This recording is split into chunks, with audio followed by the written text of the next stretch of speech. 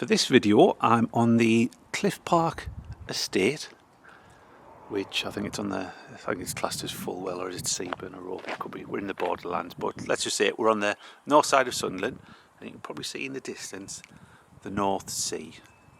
Now this area was called it still is the Cliffe Park Estate, and in the 1920s these houses started being built. It took a few years to build them all, because normally they sold them in plots bit by bit and so on.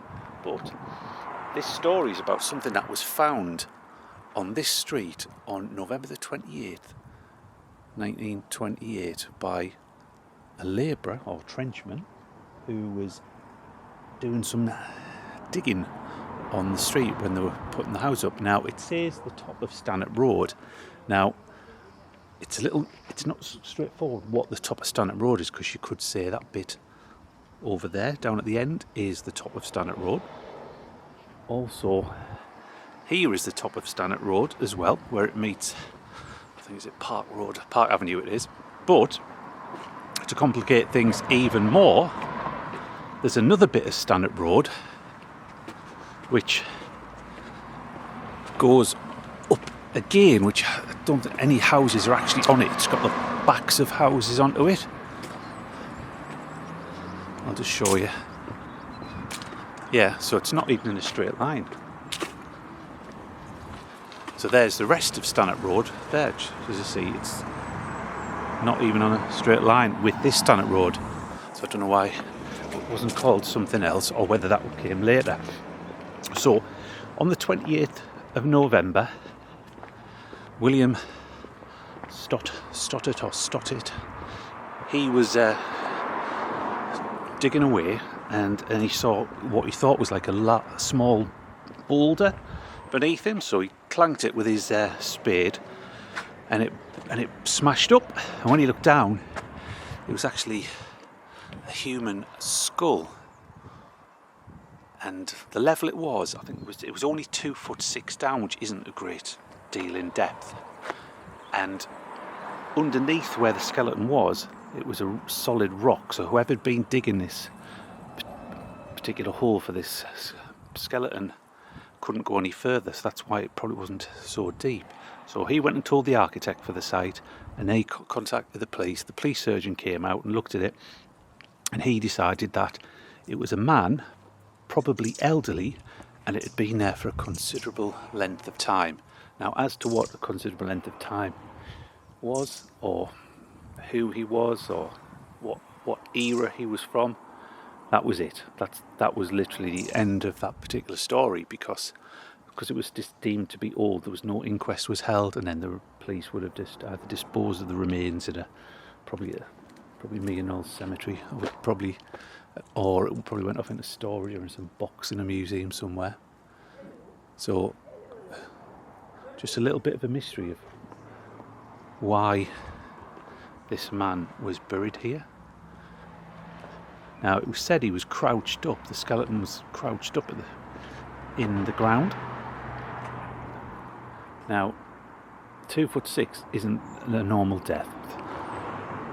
Churchyards and also the local municipal cemeteries will be considerably deeper than that. So, and also we've got Monk Weymouth Parish Church, which had its graveyard up until around 1856, before Meehanall Cemetery opened. So if it had been a normal Christian burial, then there was no need to have it there. The thing about the top of Park Road, now one theory it could be is, if that was classed as the top of Park Road down towards the sea, then possibly, well, there was an old lane which went up to Whitburn, which had been there for hundreds of years.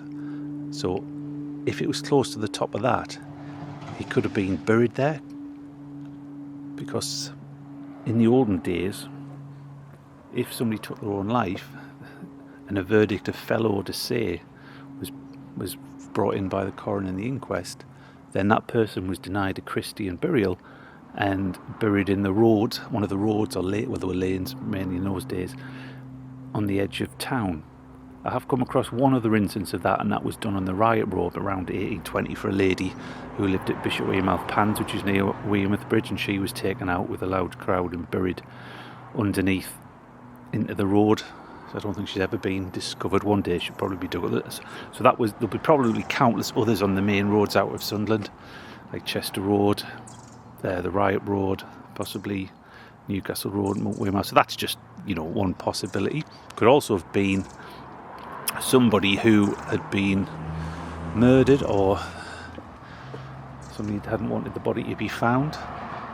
Even if we go back to like the late 1860s, 70s, 80s, most of this land all the way down to Weymouth, pretty much housing stopped at Roker Avenue. All of this was pretty much countryside, and the odd home and farmhouse scattered there. So even then, if somebody came out with a body to bury in the dead of night, they would need lighting.